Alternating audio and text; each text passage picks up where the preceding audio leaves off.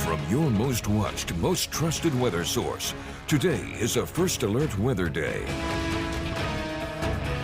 This quick and light system is winding down, kind of giving us our first chance at a few more areas getting some snow. We saw snow. The problem was temperatures didn't cooperate. By the time the temperatures did cooperate, the snow got really light, but the only report we've gotten so far is about 2 inches up near Roanoke Rapids. Now, sometimes this overdoes it when it reports on how much snow's fallen, but we got somewhere from a dusting to an inch across portions of the triangle, especially north of the triangle, closer to an inch, even near and north of Elizabeth City.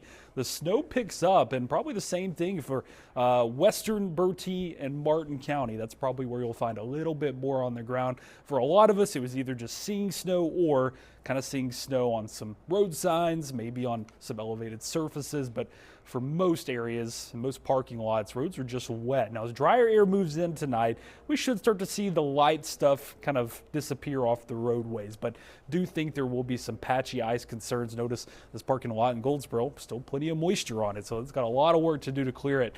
By that time, we really start to get below freezing. Still at 32 in Greenville as clouds break up after midnight. We may start to get into the 20s a little bit quicker, already there in the Hosky and Roanoke Rapids.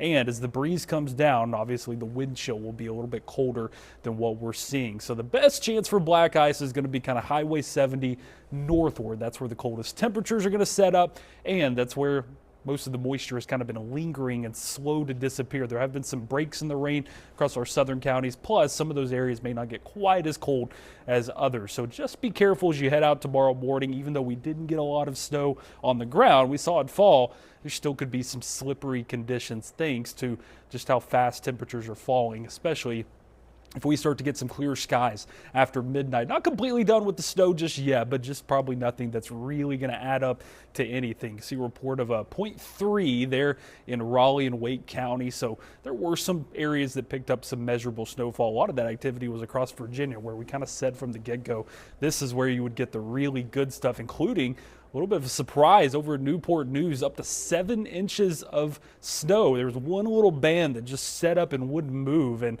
on either side of this band, it was about 2 to 4. So there was one spot that got a lot more snow than others. Rain and flurries come to an end, much colder as you head out tomorrow morning. Temperatures all the way down to the mid-20s. Now, wind chill will be there, but our winds are decreasing overnight, so I don't think it'll be too substantial. But at times, it can feel closer to or into the teens. By 3 a.m., a lot of this should be out of here. Maybe still a few flurries, maybe a rain shower still out there, but nothing that looks to really cause any more issues snowfall wise. Skies clear but cold as we head to tomorrow morning. Then as we get back into the 40s above freezing, clouds move back in for the afternoon. We're not done with the winter pattern just yet. Anytime we try to warm up, we'll get another round of some colder air late this week, and then watching about this time next week for some really cold air. This would keep highs in the 30s. You can kind of see that on the 8-day forecast, both tomorrow and then you head into Thursday. Highs dip back down into the 40s, some days in the 50s, but next Monday, sunny with a high of only 39 degrees. So while we don't have any winter weather in the forecast anymore, we do still have the chance of a lot more colder winter-like days. And hopefully we're not all fitting all of our cold air into 1 month. At some point, we've got to flip and kind of go back above average. And just hoping with it being a La Nina winter, if we get a lot of cold air in December, usually that can make January and February or not so winter-like. Okay, so maybe that would be some good news. I know a lot of people maybe wish for a white Christmas specifically, and then by the time you get well into spring, you're kind of over it. So maybe earlier is better. At least we saw some snow today, even though not much left to enjoy. It did check a little bit of a box for it. So, all right, thanks, Zach.